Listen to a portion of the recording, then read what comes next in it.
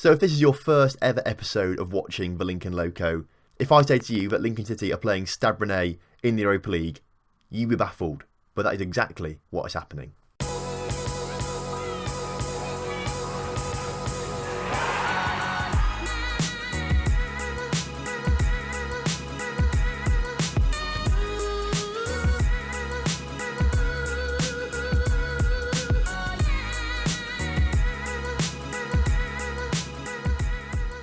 Hello and welcome back to the Lincoln Loco. Today we have got two games for you. We've got both legs of the Europa League games against Stade Rennais in the Euro Cup first knockout round, or Europa League first knockout round as it's called in real life. Obviously licensing issues in the game mean it's not called Europa League, it's Euro Cup, but to us it's the Europa League. Don't know why I had to explain that really, it's probably quite self-explanatory. Since you were last here then for the Stoke and Chelsea game, we've done 5 league games and 3 cup games, and it's been a bit of a mixed bag really.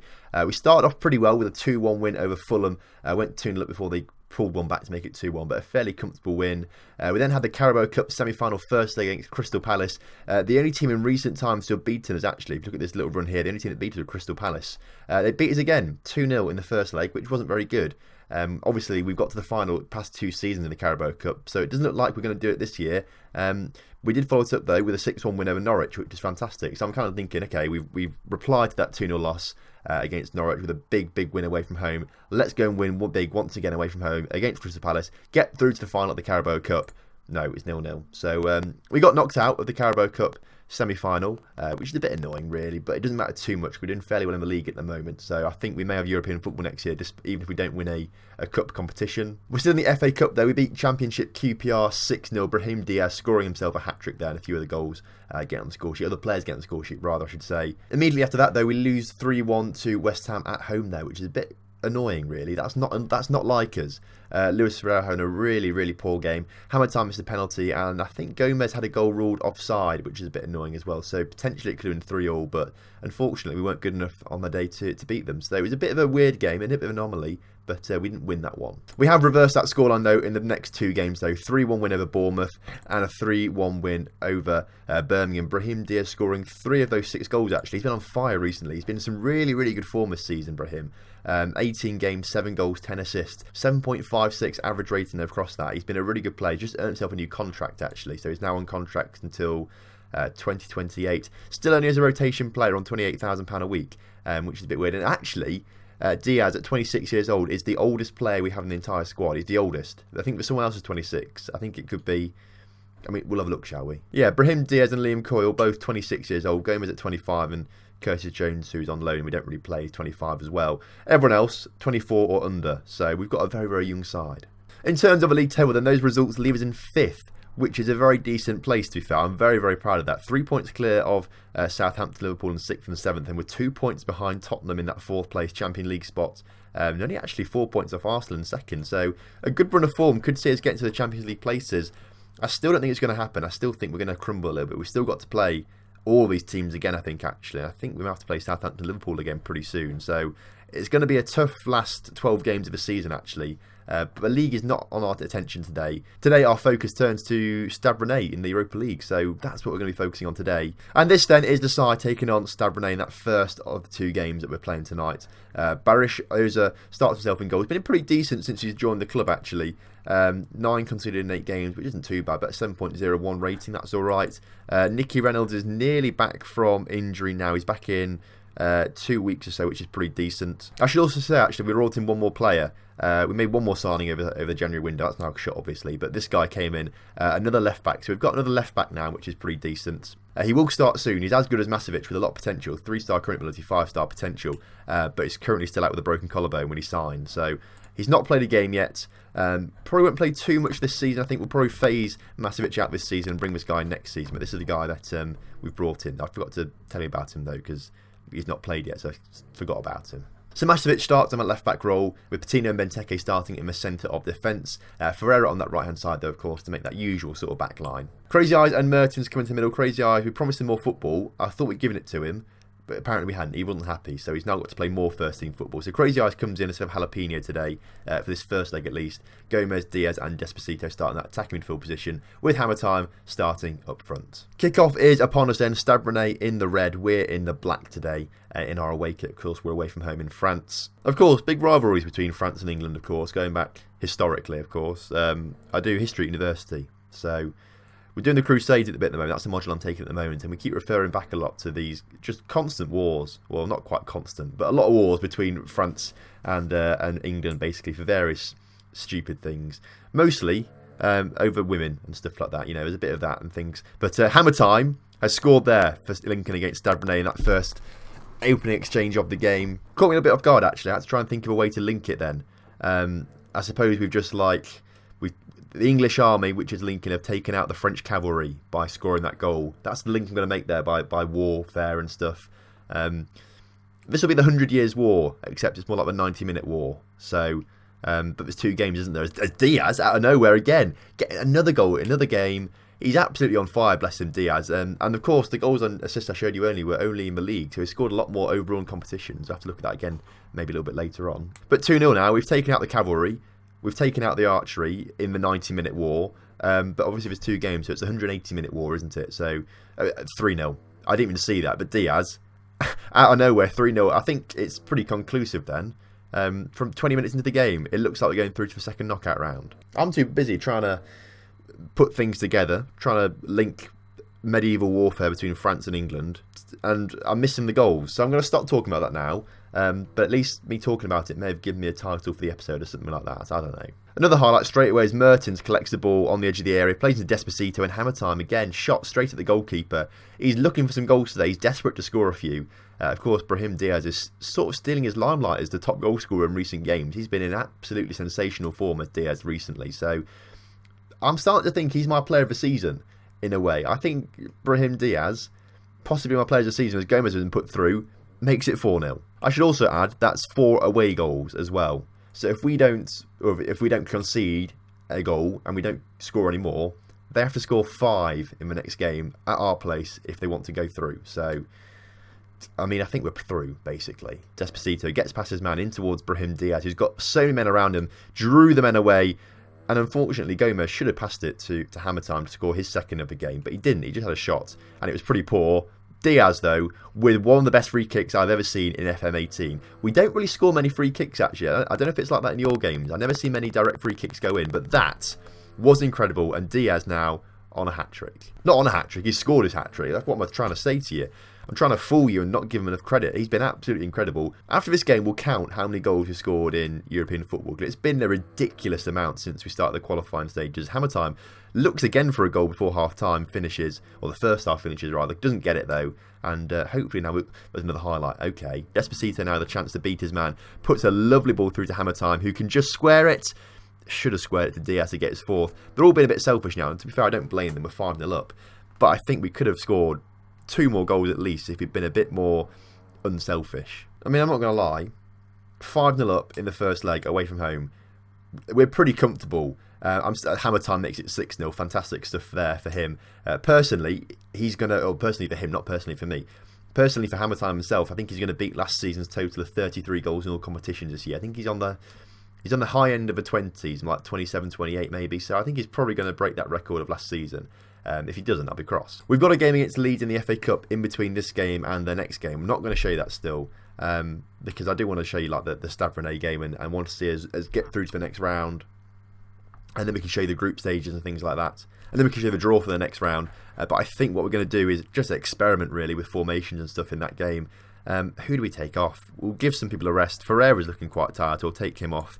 But everyone has played incredibly well. Barish has got the lowest rating on a 7.6, so that kind of shows how well performed as a whole team there. Let's bring Mark Call on actually for the final few minutes. Let's see if he can grab himself a goal.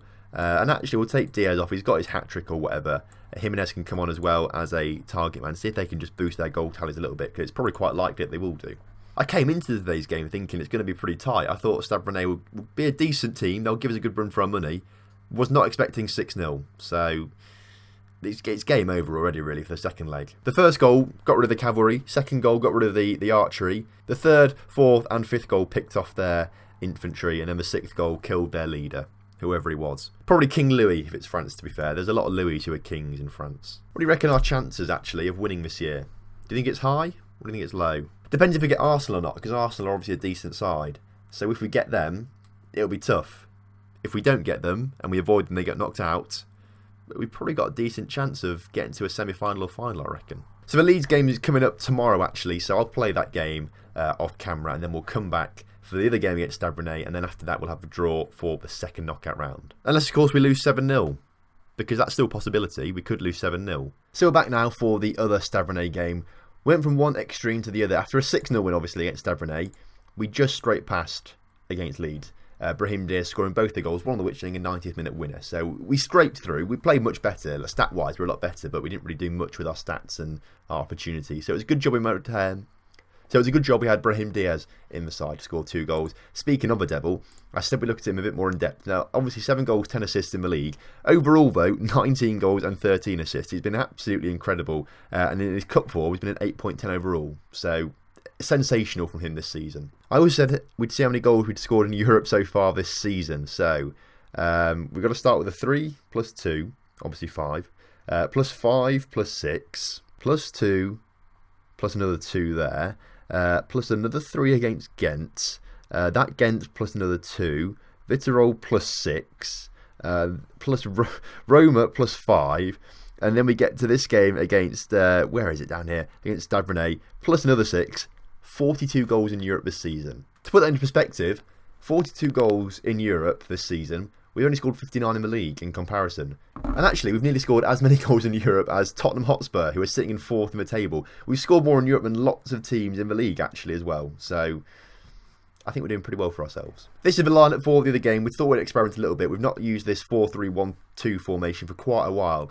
And I'd like to see a bit of a strike partnership develop between Jimenez and Hammertime. So a backline of Masevic, Kobayashi, Patino and Ferreira as Benteke is suspended for today's game. Jalapeno, Pandolfi and Mertens in that middle there. Diaz still keeps his attacking midfield position, of course. But we'll move him on to attack.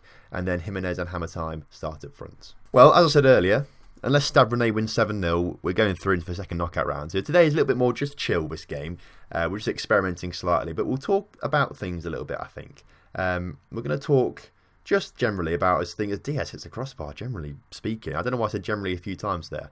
Didn't really mean it. Ball's put back in and it's cleared again, but Masevic misses the ball. That's because it was offside, he just left it. Okay. So yeah, we'll just sit back. We'll have a nice little chat. How are you guys doing? Hope you're all okay. Just let me know in the comment section how you're doing. Or alternatively, join my Discord server down in the description. Then you can talk to me all the time, basically, because I'm always on there. Sometimes. Depends. I suppose we'll just talk actually about one more transfer that we tried to make in this save. It was that winger that wanted 43 million. Porto wanted 43 million for him.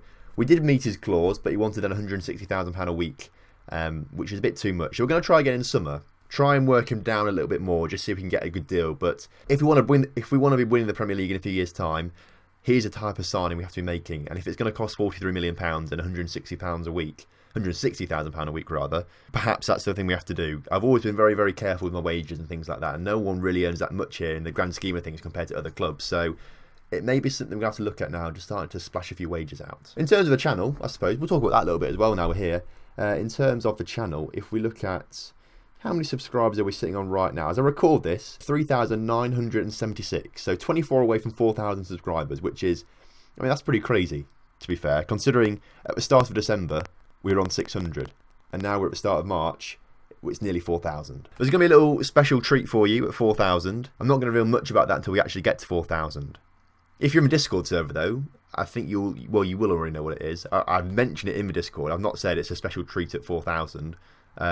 But it's not really a treat, is it, I suppose? Kind of is a treat. I don't know. It's something happening at 4,000. So keep your eyes peeled when we get to 4,000 in the next few days. It's hammer time on the stroke of half time. In a much worse performance in the first game, actually. We've not played very well in this game compared to the last one. But he's put us 1-0 up, and it's now 7-0 on aggregate. So, again, pretty confident we're going through. There's been a bit of a disaster, though, in the second half. Diaz just picked up a potential low leg injury out of nowhere. The absolute star man recently has picked up an injury, and actually, to be fair, he probably deserves a rest. He's been playing non-stop recently. So we're going to bring Hall on, I think. Hall is going to become our advanced target man. We're going to play 3 strikers. We're going to bring Camera time sort of back a bit more supporting role as a complete forward. So we've sort of got these two guys either side of Hall who's going to try and act as our main scoring outlets. The midfield has not played very well today actually, so I think we'll bring Crazy Eyes on actually instead. Can he play more of a... It's a bit difficult. What can he do? Nothing really, apart from a playmaker.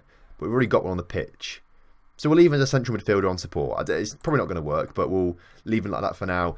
Diaz makes his probably his last contribution to the game there, winning that ball there as Pandolfi plays it back to Diaz. So I lied, it's not his last contribution. Now watch him score and a goal from 50 yards out. Mertens from nowhere tries to get a shot and goal, but unfortunately keeper saves it. Still 1-0, but 7-0 aggregate. So a good result. I mean, this has been a pretty drab match actually compared to the previous game, obviously. I expected another 6-0 going into today's game actually, and especially considering I think we had a bit more of an attacking formation there. Hall puts his header over the crossbar there. I think we've been a bit unlucky today actually with some sort of things. I say that though, the midfield just haven't played well. Mertens has played really, really poorly. Hammer Time on the ball then coming forward for us in these last final 10 minutes. Plays a clever ball to Hall actually. And Hall finally does manage to score another goal for us. We've had too many opportunities and squandered too many of them. Hall, though, gets another goal in European football for him. He's played very, very well in Europe. Not so much in the Premier League or things like that, but when he comes on in Europe, he does seem to score goals there. He's a bit of a European merchant. Do people still use the term merchant to describe someone who's good at something? He's nearly got another one there. He has got another one. Mark Hall with his second of the game. European goal scoring merchant. Is that still a phrase, merchant? I don't even know. Was it even ever a phrase? Maybe I just made it up. I don't know. Looks like, though, the clock is about to tick down. No more goals are going to be scored in this game unless they have a chance now. The ball's going to play, though. So no more chances for either side, I don't think. Full time. Didn't get to take the throw in. It's full time. We've won 3-0 on the night. 9-0 on aggregate. Incredible stuff. Takes our European goal tally up to 45 goals now in Europe this season, which is absolutely insane. I wonder what the record is for like the amount of goals scored by a team in European competition or inter-European competition. Like, I wonder what the record is, because I think we must be pretty close to it. Is that it? 47 is the most in one season from Tottenham. Well, in that regard, we are very, very close to getting it, basically. I don't know if the qualifying games count, though. Oh, no, definitely, they do count. 45 we're currently on. It looks like we're probably going to take Tottenham's record in the next few games, so look forward to the next episode as breaking the record. Diaz only out for a few days, so he'll miss the Man City game, which is going to be really, really upsetting, actually, because he's a star man for us at the moment. He's the man in form, so he's going to miss that Man City game. When, though, is the draw for the next... It must be soon. Oh, it's now, apparently. Now is the draw. Well, okay, let's do it then. No seeded teams in this one, so we could face anyone. Any one of these teams. A lot of them look quite hard. Well, let's just go through it then, logically. Lincoln, right, we're up. Hopefully it's not Chelsea or Arsenal or Porto. Leverkusen, PSG, Lyon, Zenit. They'd be alright, I reckon. Watch us get Arsenal now, I guarantee it. PSV, delighted. I think that actually could be one of the easiest draws. Guarantee you now, we're going to lose that 5-0. Now I've said that, guarantee it. Well, it's not very far away actually, that PSV game, so I reckon next time we do a 3-game special, PSV, Swansea, PSV, on the grounds that I do want to show you some Premier League football, but the Sunderland game's not that important. West Ham in the FA Cup, don't want to show you that. So I guess the Swansea game in the middle is the sort of the go-to one. So we'll do a 3-game special next time, I reckon. If you've enjoyed today's episode, make sure you do drop a like on the video. Subscribe to the channel if you're new around here, and I will see you next time for some more Lincoln Loco.